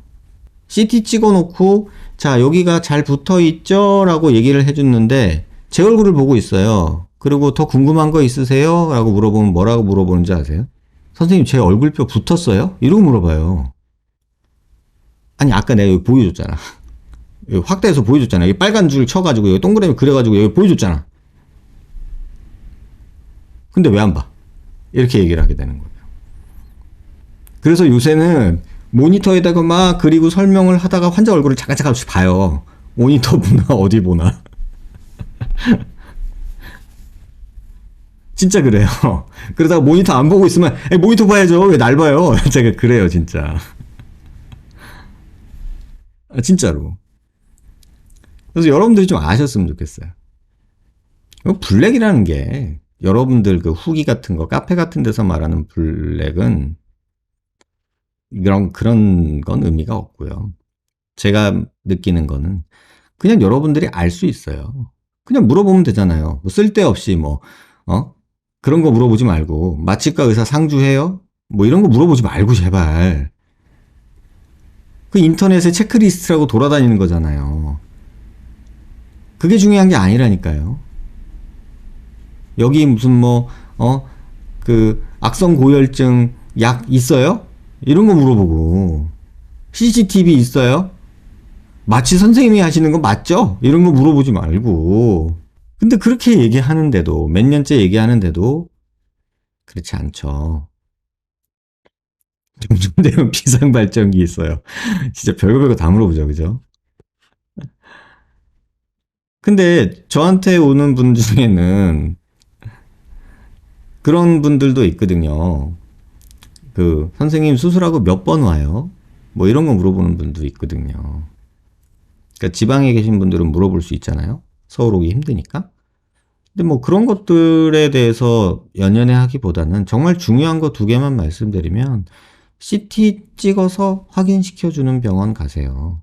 그 다음에 수술하고 나서 최소한 6개월 정도는 확인시켜주고 같이 고민해주고 봐주는 병원 가세요. 진짜 여러분들이 그러시면 아마 너무 이렇게 속상한 일 안 생길 거예요. 아셨죠? 양악을 했지만 수술 전과 후 뼈 삭제량이 매우 적다 보니 드라마틱한 변화는 없어 아쉽지만 처짐이랑 그 외 부작용은 걱정은 없더라고요. 어떤 분이 이제 이런 댓글을 썼어요. 그랬더니 다른 분이 주걱턱이셨나요? 긴 얼굴에 주걱턱이 좀 있어서 양악 고민 중인데 살처짐 때문에 고민이거든요. 네, 주걱턱이었습니다. 이렇게 답을 하시죠. 어디서 하셨어요? 초성이라도 알 수 있을까요? 만족하시나요? 이거 레파토리 너무 여러분 익숙하지 않아요? 누군가가 조금 잘 됐다 이렇게 얘기하면 저랑 비슷한 경우가 확인하고 싶어지고 그러면은 어디서 하셨어요? 정보 좀, 님 정보 좀 쪽지 보내드렸어요. 뭐 이런 거 하잖아요. 너무 흔한 레파토리죠. 아니 이런 거 보고 병원 정보 알면 뭐 할 거예요? 이게 너무 이 포맷이 진짜 재밌는 것 같아요. 뭐 이런 거 보고서 병원 정보 알려주면은 그 병원 가실 거예요? 그럼 너무 좀 쉽잖아. 너무 쉬운 거 아니에요? 그러니까 카페나 이런 데서 알바 직원, 마케팅 직원이 상주하면서 아이디 수십 개 가지고 돌려쓰면서 나이스한 막 글을 쓰고 거기에 자기가 댓글 달고 분위기 만들고 거기에 이런 식으로 어디서 하셨어요? 이렇게 낚여드는 사람 있으면 쪽지로 연결시켜서 정보 주고 꼬시고 이렇게 병원 DB를 넘기고. 아니 이거 되게 오래된 일이에요. 10년 정도 넘었어요. 이런 거를 가지고 이제 분이 그러고 있으면 안 돼요. 근데 이 포맷이 너무 웃겨서 말씀드린 거고요. 또 어떤 분이 이런 글을 써주셨어요. 이 선생님처럼 안 친절하면서 할 말은 해주는 사람이 좋음. 물론 친절하면 좋겠지만 그건 사람의 천성이라. 천성이 별로란 얘기인가요? 친절하면 좋고 아니면 할 수 없고로 생각해야 이 성악설을 믿으시는 분인가 봐요. 친절한 성품은 실력과 양심과는 별개라. 친절 여부보다는 실력, 정직을 우선으로 봐야 함. 이 말은 저는 의사가 필요한 덕목이라고 생각해요. 이거 요기야 칭찬이야 진짜 헷갈리네. 수술은 수술전으로 돌아갈 수 없음. 잘 돼도 망해도. 물론 이 말도 맞는 말이고요. 이거 욕인가 칭찬인가요? 진짜 모르겠는데. 천성이 별론데 천성보다는 실력이나 정직이 우선이야. 이런 조언을 주신 것 같아요. 좋은 얘기인가 나쁜 얘기인가 모르겠다. 아무튼 이런 글들도 있었어요. 일주일 전 이중턱 지방 흡입한 후 입술 아래쪽 턱 근육이 안 움직여서 담당 선생님께 물어보니 이런 경우 처음이라고 하시면서 그냥 기다리라고 하시더라고요. 의사 선생님이 당황해 하시니까 어이가 없고 마음이 더 불안했는데 선생님 영상 보니까 위안이 돼서 불안할 때마다 보러 와요. 그러니까 이런 글들 이제 보면 야 그래도 내가 유튜브 한다고 시간 보낸 게 의미가 없는 건 아니구나 라는 생각이 조금 뿌듯하고 보람도 느끼고 그래요. 어쨌든 이렇게 글 남겨주셔서 감사해요. 사실은 이런 글이 없으면 중간에 이거 유튜브 이거 의미 없는 것 같아 괜히 시간 낭비인 것 같아 라고 생각했을 수도 있을 것 같아요. 근데 이거는 이런 글들이 사실은 제가 계속 방송하게 만드는 그런 글인 것 같아요. 12분 54초부터 말씀하시는 약 1분간의 내용이 정말 핵심이네요. 얼굴 형태를 이루는 건 뼈만이 아닌데 말이죠. 어떻게 보면 정말 당연한 원리인데 그동안 이걸 몰라서 얼마나 많은 사람들이 안 써도 될 시간과 돈을 쓰면서 애꿎은 뼈를 잘랐을까요? 안타깝지만 앞으로는 선생님을 기점으로 이러한 논리들이 더 보편하고 당연한 상식이 되기를 바랍니다. 저도 그랬으면 좋겠어요. 근데 이랬으면 좋겠는데 현실은 또 달라요. 여러분 그거 아세요? 이거는 그냥 우리 역사니까 이게 좀 재밌을 수도 있고 좀 씁쓸할 수도 있는데 여러분 요새는 뭐 컴퓨터로 동영상을 보고 그러지만 제가 어렸던 시절에는요 그 VHS 필름이라고 해서 그 비디오 테이프 있었어요. 아세요? 이 테이프가 있었어요. 근데 그때 VHS라는 포맷이 있었고 방송국에서 쓰는 베타라는 포맷이 있었어요. 근데 기술적으로는 이 베타 포맷이 더 작고 기술적으로 훨씬 화질도 좋고 우위에 있는 기술이에요. 그래서 이건 소니에서 만든 베타 기술이었고요. 이 VHS라는 기술은 파나소닉인가 어디랑 이렇게 해가지고 만든 연합체에서 만든 거였어요. 그래서 베타 버전하고 VH 버전하고 포맷이 이제 표준화 경쟁을 하고 있었거든요. 근데 기술적으로 이게 우위가 있으니까 당연히 이게 채택될 거라고 생각을 했었어요. 근데 표준은 VHS로 됐어요. 왜 그런지 아세요? 이유는 진짜 간단했어요. 이게 연합체였잖아요. 그냥 연합체가 있었는데 그 연합체 힘으로도 이 베타의 그 기술적 우위를 이길 수가 없었거든요. 근데 VH가 승리했어요. 그 이유가 뭐냐면요. 이 연합체에서 미국에 있는 그 성인 비디오 이런 거 만드는 회사들 연합체에 이렇게 뭐랄까 꼬셔가지고요. 성인 비디오물 만드는 그러니까 뭐 우리가 뭐 AV라고 하는 그 어덜트 비디오를 만드는 회사가 자기네들 영상 포맷을 VHS로 했대요. 그래서 일반 컨슈머 시장, 우리가 가전제품으로 만나는 거는 저는 베타 비디오도 봤고 VHS 비디오도 봤거든요. 아니, 집에는 없었어요. 되게 비쌌어요, 그때. 친구 집에 가서 봤는데, 그땐 그 두 개를 다 봤어요. 근데 어느 날 가정집에 있는 베타 비디오가 없어졌어요. 그리고 베타는 방송국으로 갔고, 가정집은 전부 다 VHS 포맷으로 됐어요. 이거 되게 좀 넌센스 아닌가요? 근데 그런 게 비슷한 게 또 있었죠. 우리나라 와이브로라는 거랑 LT라는 거랑 이렇게 경쟁했던 거 있었죠. 진짜로요. 이게 경쟁 관계에 있었는데 우리나라에서는 와이브로를 택했는데 표준은 LTE가 됐잖아요. 그래서 와이브로 죽었잖아요. 뭐 이런 것들.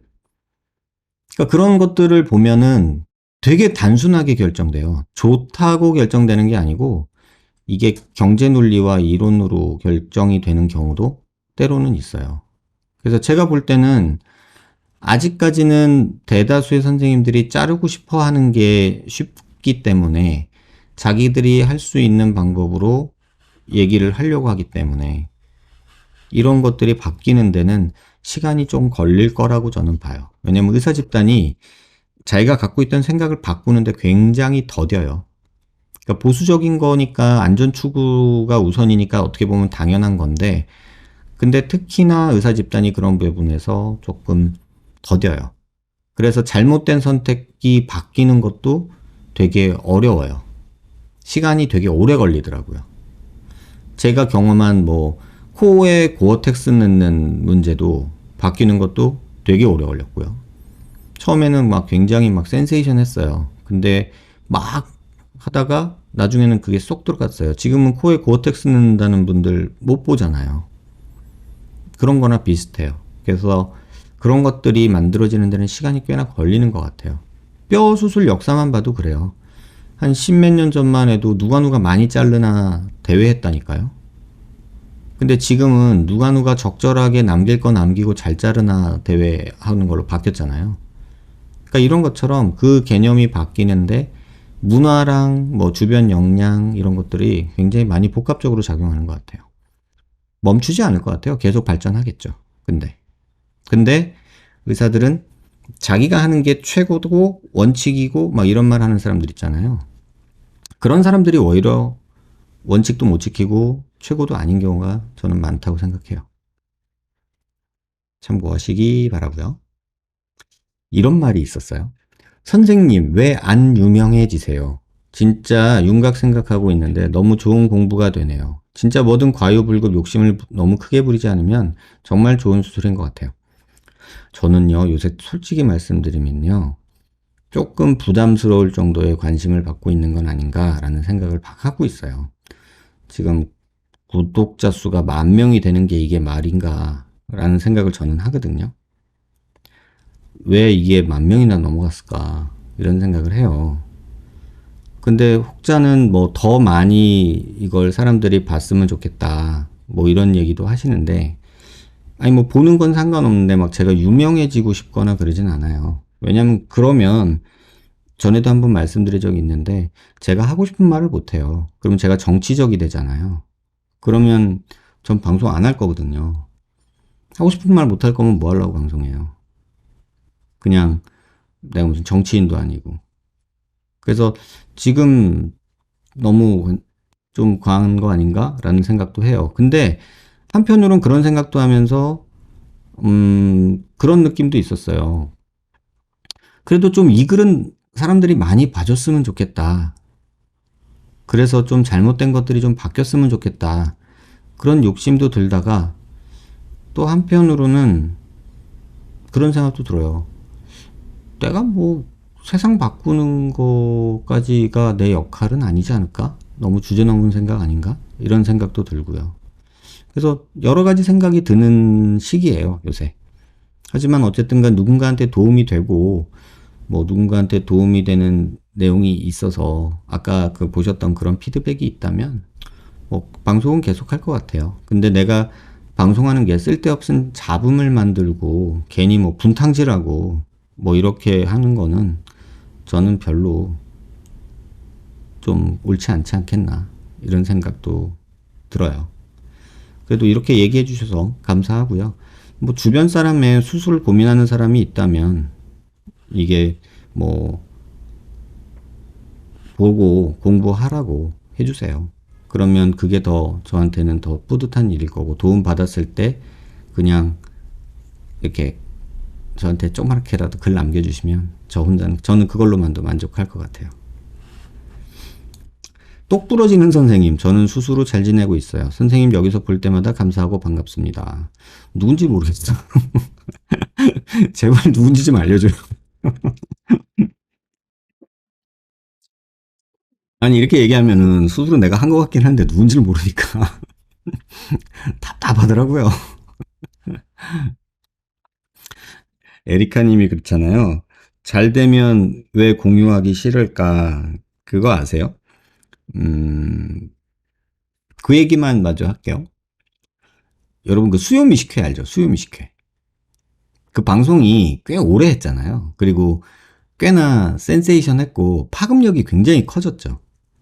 그래서 수요미식회 나왔다라는 게 뭐 거의 그 뭐랄까 요리 업계? 아니 그러니까 식음 뭐라 그래요 거기를 업계를 그 음식 요식 업계 요식 업계에서는 수요 미식회 나왔다 그러면은 뭐 6개월 줄 선다 뭐 이런 말이 있었어요 사람들이.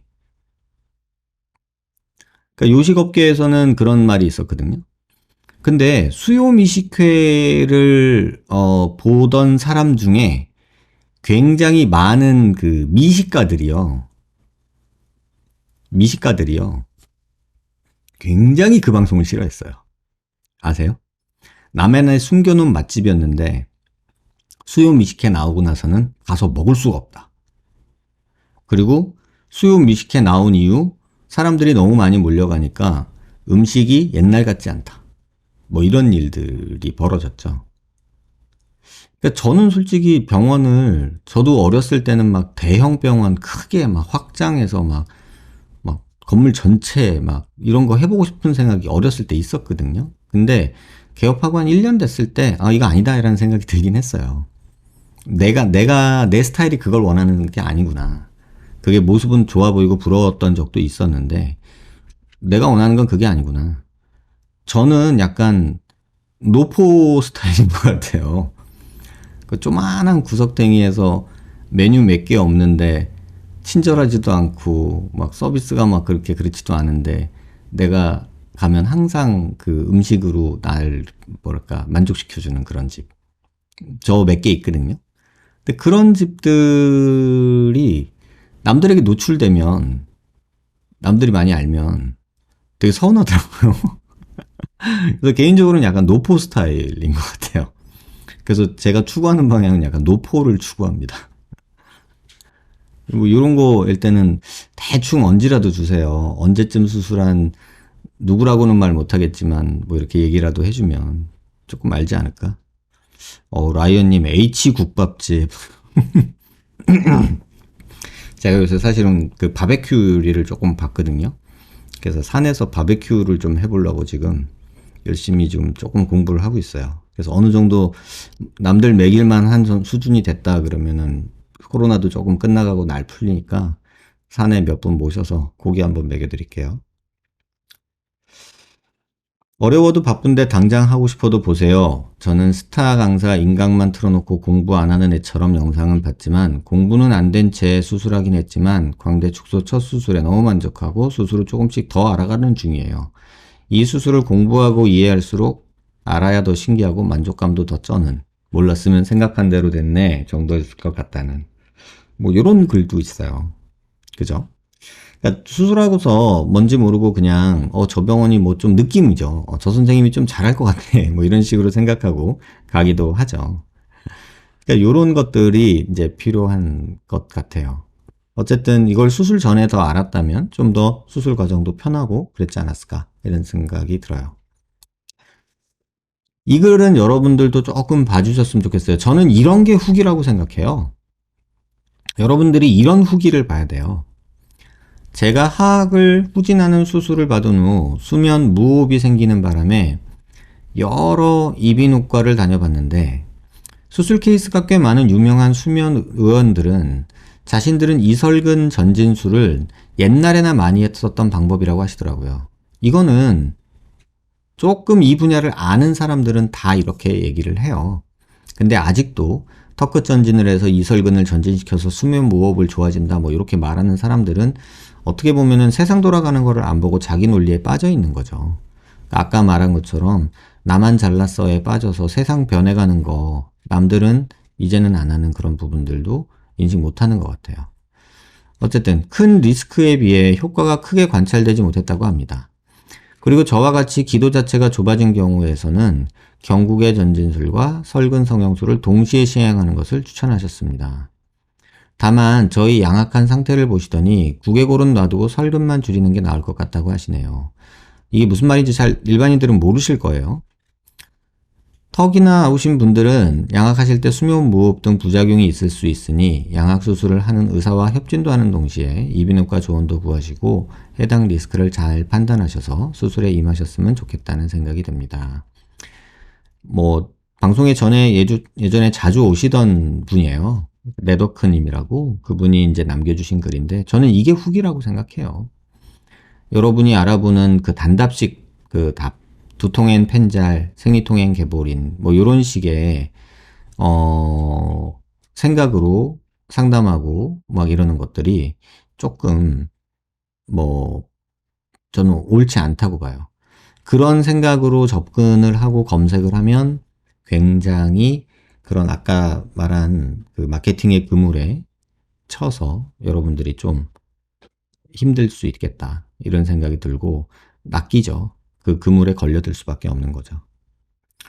선생님 눈 수술도 진행하시는 거 맞죠? 홈페이지나 유튜브 영상을 보면 코와 윤곽 위주로 있어서 눈은 가급적 안 하는 것인지 하신다면 마케팅 겸 해서 눈 관련된 글이나 영상도 가끔 올려주시면 좋을 것 같습니다.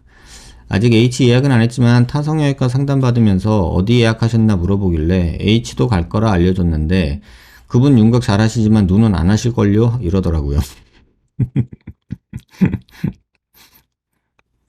반은 맞고 반은 틀린데요. 눈을 안 하는 건 아니고요.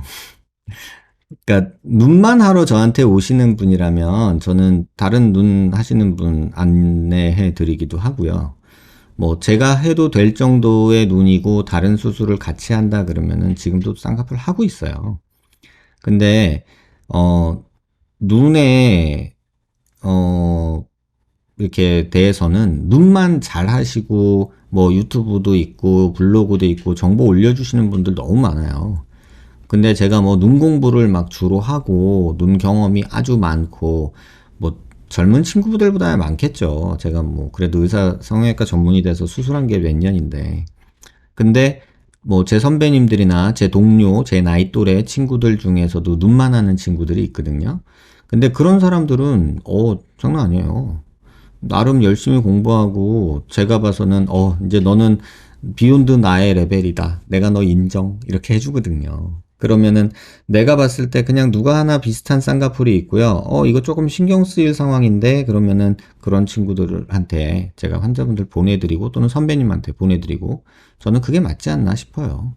내가 잘하는 거 하기도 바쁜데 굳이 내가 막 잘하지도 않는 거를 굳이 하려고 할 필요는 없지 않겠나. 그럼 뭐 제주도 연동 가가지고 돈가스만 하지 말고 낙지볶음도 해달라는 거 이거 별로 좋은 말 아니잖아요. 비유가 이상한가요? 제주도 연동 가서 돈가스만 하지도 마시고요. 저 모밀우동이나 이런 것도 좀 하래요. 뭐 이렇게 얘기하면 좀 이상한 거 아닐까요? 답이 되셨길 바라고요. 저한테 이렇게 이제 뭐라고 하시는 분들도 있어요. 이분의 문제는 매번 단순 사진만으로 비교하고 수치로만 비교해서 문제없다는 식이라는 겁니다. 무슨 얼굴 멈춰만 있는 것도 아니고 다양하게 표정 짓고 움직이기 때문에 멈춰있는 사진만으로 비교되는 게 아닌 것 같습니다. 노블캣 수술한 사람으로 그리고 다른 수술한 몇몇 분들도 부자연스럽고 불편하다고 하는데 그런 분들 케이스는 말씀이 없고 매번 성공한 케이스만 보여주며 문제없다는 식의 이런 영상 또 다른 피해를 낳을 수 있다고 봅니다. 간단한 수술이 결코 아니기에 노블캣하고 있을 몇몇 분들의 부작용이나 불편함 등도 제대로 알려주는 게 맞다고 봅니다. 제 블로그나 제 유튜브 내용 보시면요. 노블캣 하고서 불만족으로 빼신 분 내용도 되게 많아요. 그거는 블로그나 유튜브 내용을 자세히 안 보신 것 같아요. 그리고 노블캣을 제가 막 이렇게 환자들한테 막 권하는 편은 아니에요. 이유는 이게 수술이 조건이 딱 맞는 사람한테 효과적이에요. 근데 조건에 맞지 않는 하나라도 뭐 조건이 안 맞는 사람이 그래도 해보겠다고 이렇게 하는 경우가 있어요. 근데 저야 권하는 입장에서 요거 같이 하면 좋고 지금 조건 중에 이게 안 맞으니까 이거 하고 하세요 라고 말을 하는데, 아니 그건 나중에 보고 할게요, 그냥 먼저 이거부터 해볼래요 라고 이렇게 고집 부리는 분들도 있어요. 근데 그런 분들 보면 꼭 하고 나서 남 탓을 하더라고요. 뭐 이거 꼭 하라고 제가 막 꼬신 것처럼 되더라고요. 그리고 제가 거부하잖아요. 하지 말라고. 나 안 할래 라고 하는 경우도 꽤 많거든요. 환자분은 하지 마세요 이렇게 말하는 경우도 있어요. 근데 또 해달라고 또 6개월, 1년 쫓아다니시는 분들도 있어요. 그리고 유튜브에 블로그 잘 보시면 단순 사진으로만 비교하는 거 아니고요. 뭐 표정 짓는 거, 뭐 6개월 된 거, 2년 된 거 이런 거 다 여러분들한테 보여드리고 있어요. 조금 더 찾아보시고 이런 글 적어주셨으면 좋겠다. 이렇게 말씀드릴게요. 오늘 사실 이 방송의 그 목적, 여러분하고 제일 많이 나누고 싶었던 얘기는 이 얘기예요. 이분이 이제 블로그 댓글에 써주신 건데요. 여러분도 이거 한번 같이 봤으면 좋겠어요. 전 백 원장님한테 수술받은 환자는 아니지만 바로 저 무슨 원장한테 수술받았다가 제 CT도 영상에 나오네요. 크게 데이고 경과 확인차 백 원장님 병원에 몇 번 내원해 본 사람으로서 말하지만 개인적으로는 더는 안면 윤곽이고 얼굴뼈고 해당 주제에 관해서 신경 쓰는 것 자체를 안 하고 싶거든요. 저는 부작용이라기보다는 효과 없는 재수술로 괜히 뼈 사이 갭만 만들고 끝난 타입이라 어찌 보면 다행이라 위안할 수 있는 정도로 끝난 경우인데, 지금도 마찬가지지만 이거에 전전긍긍하며 보냈던 시간이고 감정 소모고 아쉬운 걸 떠나서 그게 너무 힘들었으니까. 사실 원장님한테 감사한 마음이 굉장히 큰데도 맘 편히 원장님 채널 들어가서 영상 보고 이게 잘 안 되더라고요. 저한테는 이 수술 자체가 너무 안 좋은 기억으로 남아 있어서 그런가 더는 머리 지끈거리기 싫다, 이런 방어 기제 같은 게 있나 봐요. 여하튼 저는 백정환 원장님을 뵈러 갔던 이유가 전혀 다른 이유 때문이었어요. 제 수술 후 미미한 통증 때문이었는데 이건 수술 후에 다 있을 수 있는 부분. 가서 CT 찍어보니 광대가 벌어져 있고 안 부러져 있어야 할 부분이 부러져 있었어요. 예상치도 못했던 결과를 받아들이고 그 병원 가서 설명 요구하니까 어디 다녀오셨냐면서 백 원장님 말하니까 아, 그놈 학교 후배가 뭘 알지도 못하면서 이러고 씩씩거리면서 화내더라고요. 이 친구가 그 환자들한테는 저를 그놈이라고 부르나 봐요. 그리고 본인이 선배라고 이렇게 말하나 봐요. 얼굴 보면은 존댓말 할 녀석이 어떻게 이런 일을 하고 있는지 모르겠어요. 다른 병원 원장님 언급하니까 그분은 따로 검색까지 해가면서 출신 대학 찾더니 지방의대 나왔다고 무시하고, 그러곤 제 뼈 자기가 일부러 벌려놓은 거라고, 그래도 마음 안 들면 지금 당장 붙여놓겠다고 날짜 잡으라고 하고 나왔어요. 환자 몸을 사람 몸으로 안 보니까 저런 소리를 하죠. 수술한 지 한 달도 안 된 시점이었거든요. 저는 백 원장님께 수술을 받아본 적이 없어서 이렇다 저렇다 성형외과 의사로서 이분을 평할 수는 없지만, 적어도 대한민국 미용 성형 중 특히 얼굴뼈 분야에 한정해서 이분이 이렇게나 나서서 대중들에게 일반인이 접하기 힘든 정보들, 이해하기 힘든 지식을 꾸준히 접할 수 있게 해주신다는 것 자체가 크고 좋은 영향력이라고 생각해요. 의사마다 의견이 갈릴 수는 있어도 누군가가 이렇게 입증할 수 있는 자료에 근거해서 공개적으로 계속 얘기하면 다른 병원에 가서도 사람들은 물어보거든요. 그럼 다른 의사들도 입 열 수밖에 없어요. 그 전에 윤곽 3종이니 시옷절골이니 병원에서 마케팅 용어로 만든 용어들 정도로 수술 방법 이해하고 수술대에 올랐던 환자들, 이제는 사정이 다르단 겁니다. 이거 굉장히 큰 발전이라고 생각해요. 누구나 처음에 큰 포부를 가지고 열정적으로 몰입해서 일하지만 원장님처럼 꾸준히 해오는 거 정말 쉬운 일 아니잖아요. 그간의 노고가 원장님 개인의 이익을 위한 것이었든 뭐든 저를 비롯한 꽤 많은 환자들한테 아무리 못해도 큰 위로와 안심으로 다시 일상에 돌아올 수 있게 해 주었을 겁니다. 감사합니다, 원장님. 이 글이 저한테는 되게 마음속에서 울림이 있었어요. 되게 울림이 있었어요. 그건 뭐 이게 누구냐가 중요한 건 아니고요. 그냥 저한테 울림이 있었어요. 전 수술한 건 없어요. 그냥 환자분 상담해 준 거밖에 없고 보여준 거밖에 없어요. 스토리가 그래요. 광대 수술을 했었다. 근데 조금 아쉬워서 상담을 받았더니 재수술하면 훨씬 좋아진다고 해서 재수술을 했다. 근데 재수술하고 좀 이상해서 아프고 그래서 CT를 찍어보자고 했더니 의사는 CT 찍을 필요 없다. 잘 됐다. 라고 말했는데 불안해서 저한테 와서 CT를 봤더니 뼈는 벌어져 있었고 이상한 데가 부러져 있었고 그래가지고 그 CT를 보고 나서 다시 그 병원에 갔더니 아, 그놈. 아무것도 모르는 놈. 아, 그놈.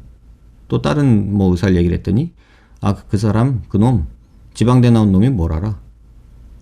이렇게 얘기하는 의사를 보고 이제 의사한테 실망하고 배신당한 느낌이 드는 거죠. 저는 이게 아닌 것 같아요. 하지만 제가 뭐 해준 건 없잖아요. 근데 이분이 이런 말을 하셨어요. 일반인이 이해하기 힘든 정보들, 이해하기 힘든 지식들 꾸준히 접할 수 있게 해주신다는 것 자체가 크고 좋은 영향력이라 생각해요. 의사마다 의견 갈릴 수는 있어도 누군가가 입증할 수 있는 자료에 근거해서 공개적으로 계속 얘기하면 다른 병원에 가서도 사람들은 물어보거든요. 그런 다른 의사들 입 열 수밖에 없어요. 이 말이 되게 저는 의미가 있었던 것 같아요. 그리고 제가 꾸준히 열심히 이렇게 오랫동안 해올 수 있게 해준 거는 이렇게 그냥 이 말 한마디예요. 감사합니다, 원장님 한마디. 뭐 수술한 것도 아니고 뭣도 아니지만 그냥 감사합니다, 원장님 이 말 한마디로 밤에 12시, 1시 넘어서 또는 새벽 3, 4시까지 여러분하고 이렇게 방송하고 또 영상하고 한 게 누군가한테는 다리 뻗고 잘 수 있는 밤이 되게 만들어준 거고 누군가한테는 또 이 성형 관련해서 스트레스에서 벗어날 수 있게 해준 거라고 생각을 해요. 그래서 이분 글이 저한테는 굉장히 울림이 컸어요. 아, 그래도 내가 하는 짓이 뭐 이렇게 누군가한테 도움이 되는 거면 저는 계속할 명분이 있다고 보거든요. 근데 제가 이제 이걸 보면서 제일 마음에 아팠던 건 자기 뼈를 일부러 벌려놓은 거라고 말한다는 거. 제가 이분뿐만 아니라 그 의사 선생님이 굉장히 이런 단어를 많이 쓰시거든요. 그걸 제가 뭐 지금 한 10년째 보고 있는데 일부러 벌려놓는다. 마음에 안 들면 당장 붙여놓겠다. 그럼 일부러 벌려놓은 모습이 본인 마음엔 든다는 건가? 이런 생각도 들더라고요. 그래서 그 얘기를 제가 언급하고 싶지 않았어요. 솔직히 후배고 부끄러워서. 그냥 제가 못나게 살진 말자고 했잖아요. 근데 못난 친구 같아서 뭐 못난 애한테 못났다고 자꾸 말하는 것도 좋은 건 아니잖아요. 그래서 그냥 그 얘기 잠깐만 하고 우리 Q&A로 갈게요. 이거 제가 수술한 거거든요. 이렇게 온 친구가 있었어요. CT에서 보니까 여기 스크류가 있고 여기 와이어 같은 게 뼈 있고 여기도 플레이트 스크류가 있었어요. 근데 재건 수술을 하고 보니까 할 때 보니까 이게 뼈에 이 와이어가 없는 거예요. 그래서 재건 수술하자마자 저는 CT 찍거든요. 찍었는데 이게 있는 거예요. 분명히 수술할 때 뼈에 없었는데. 이게 쪼가리 같이 와이어로 생각을 했거든요. 그래가지고 이 친구한테 제가 그랬어요. 야, 나 수술하면서 이거 빼먹고 놓고 나왔다. 못 찾았다. 이거 언제든지 다시 와라. 다시 빼줄게. 그래서 이거를 환자한테 제가 그렇게 말했어요. 수술하자마자 이 CT를 보고. 미안해. 근데 저번에 제가 그런 영상 올린 적 있죠. I'm sorry. 뭐 영어로는 유감입니다. 미안해. 랑은 조금 다른 어감이거든요, 사실은. 근데 요거 내가 빼먹은 것 같아. 요거 내가 다시 빼줄게. 그래서 작년 말에 빼줬어요. 근데 여기서 이렇게 됐을 때 내가 이거 일부러 놓고 나온 거야. 이렇게 말하면 제가 말을 바꿀 수도 있어요. 여기 뼈가 고정이 돼 있는데 수술하러 들어갔더니 이걸 빼려고 보니까 이 뼈가 불안전하더라고. 그래서 내가 이거 일부러 그냥 내비두고 나왔어. 근데 시간이 좀 더 지나면 이거 뼈가 다 붙을 거니까 그때 내가 이거 빼줄게. 이렇게 말하면 이거 같은 말 같지만 전혀 다른 말이거든요. 어떻게 생각하세요, 여러분?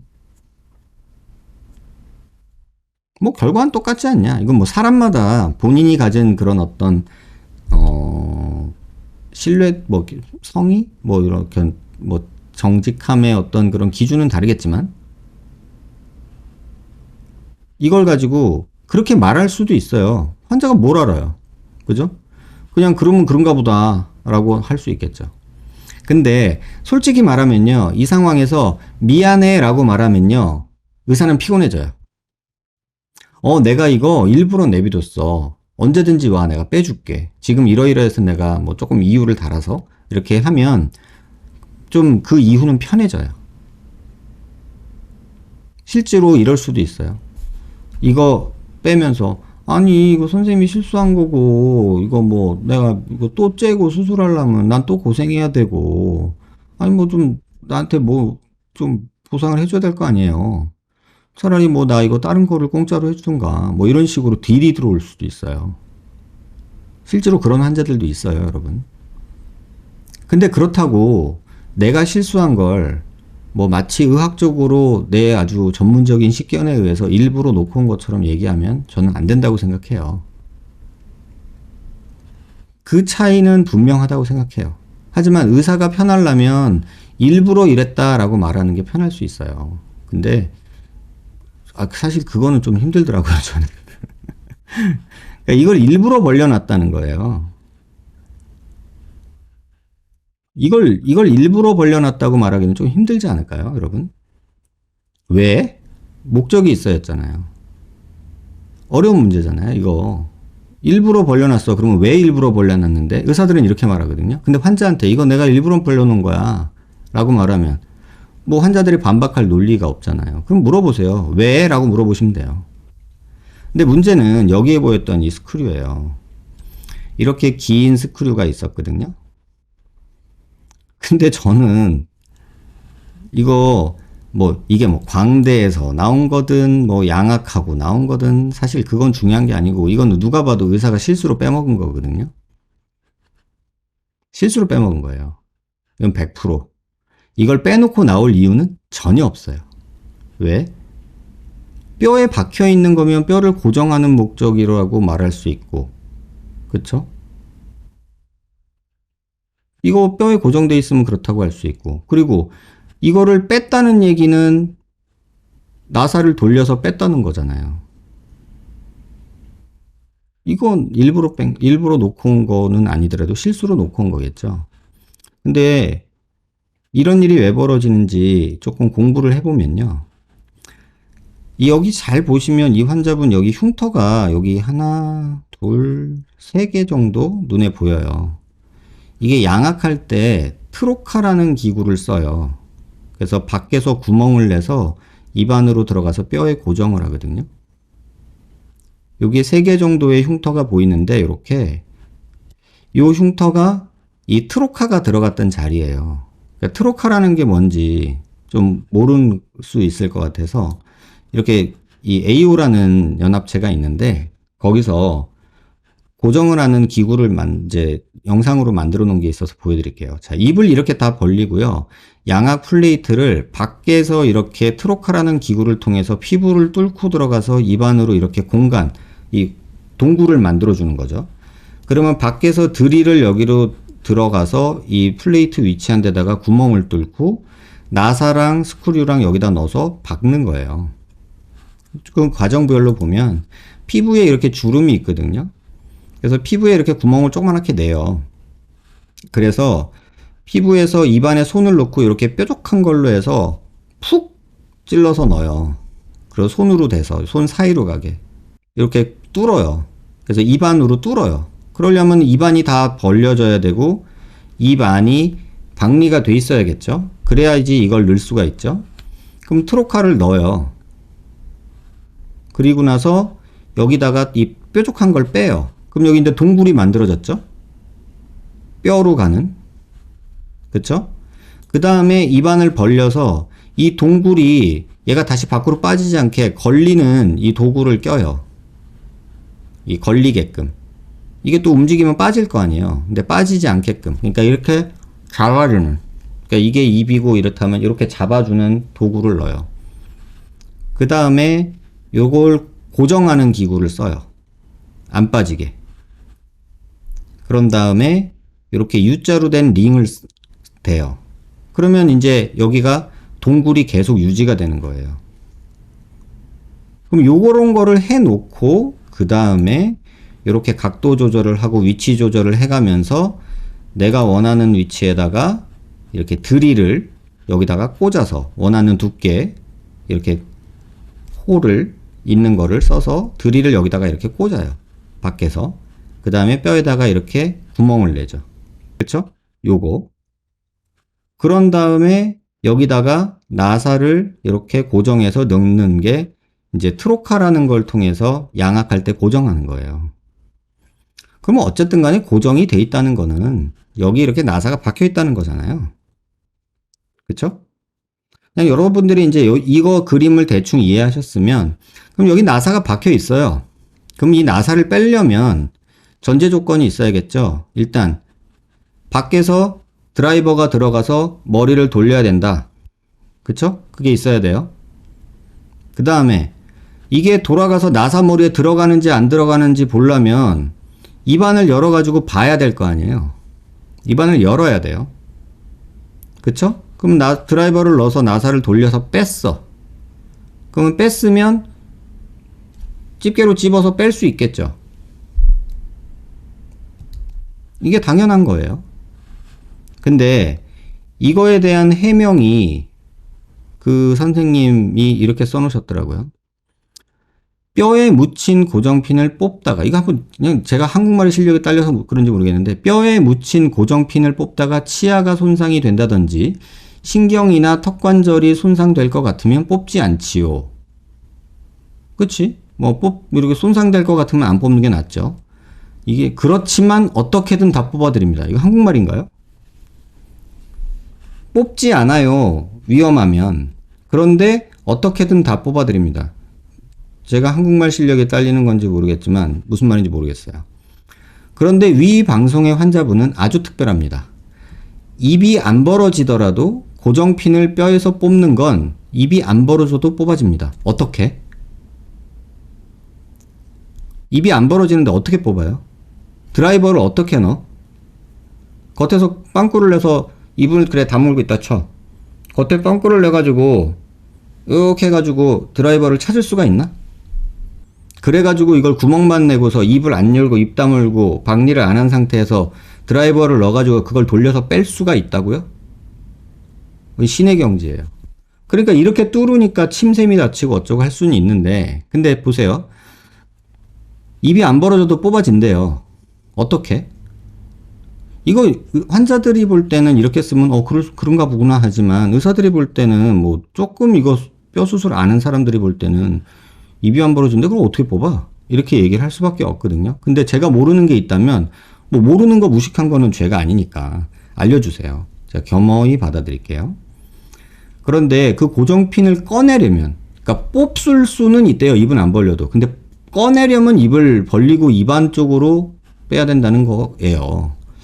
이게 한국말인지 어느 나라 말인지 저는 이해를 못하겠어요. 근데 그 뒤가 더 웃겨요.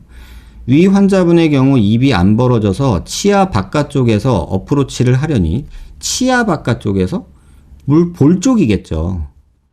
치아 바깥쪽이 아니겠죠. 바로 옆에 침샘이 있고, 침샘 당연히 있지. 안면신경 몸통이 근처. 안면신경 몸통 여기거든요. 안면신경 몸통 여기에요.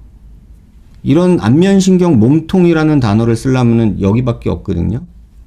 근데 근처에 있죠. 여기서부터 여기까지 근처라고 할 수 있겠죠. 더군다나 어려운 여러 번의 수술로 인해 입 주변이 부어있고 흉살과 해부학적 왜곡으로 더 위험하죠. 맞는 말이죠. 침샘이 왜 손상이 되고 안면신경 몸통이 왜 가깝냐고요. 양악수술 중 하악수술 고정 위치는 사각턱하고는 차원이 다르게 높습니다. 그거 모르는 사람 있나요? 양악수술하는 고정 위치는요, 뼈에서 보면요, 정확히 말하면은 사각턱은 요런 데서 고정을 하고요, 양악은 여기서 해요. 그거 모르는 사람이 있냐고요. 그러니까 본인이 그만한 그런 대단한 수술을 한다는 걸 얘기하고 싶은 거예요. 차원이 다르게 높습니다. 뭐 그게 뭐 거기까지. 오죽하면 경험이 없는 분들은 광대고정핀으로 오해를 할 정도로 높죠. 침샘이나 안면신경 몸통 손상에 대해서는 양악수술을 아주 많이 하면서 이를 직접 경험해 보거나 공부를 많이 하신 분만 이해를 하십니다. 자, 그럼 요 사진에서 한번 볼게요. 여기서 침샘이 어디 있는지 제가 그려드릴게요. 이게 귀 밑샘이 여기 있어요. 그 다음에 턱 밑샘이 여기 있고요. 혀 밑샘이 여기 있어요. 흉터는 여기 있고 여기 있고 여기 있어요. 여러분들이 볼 때 이 구멍이 난 것과 요 침샘이 있는 건 굉장히 가깝다고 말할 수 있지만요. 의사 입장에선 이거는 굉장히 먼 거예요. 이게 무서워서 침샘 다칠 게 위험해서 이 수술을 뭐 안 했다, 못 뺐다? 이거는 정말 어불성설인 것 같아요. 그래서 직접 경험해보지나 공부 많이 하신 분만 이해를 하십니다. 그래서 위 환자분도 붓기가 빠지면 제거를 해드렸던 경우이죠. 자, 여기서 질문 2개 드릴게요. 여기에 대해서 전 무식한 게 부끄러운 건 아니거든요. 저는 무식해도 괜찮고요. 부끄럽지 않아요. 궁금해서 물어보는 거니까 알려주시면 되고요. 입이 안 벌어지는 환자의 뼈에 박혀있는 스크류를 어떻게 뺄 수 있나? 아까 질문 드렸죠. 입이 안 벌어지는데 뼈에 박혀있는 스크류를 밖에서 구멍 내가지고 이렇게 돌려서 뺐거든요. 뼈에서.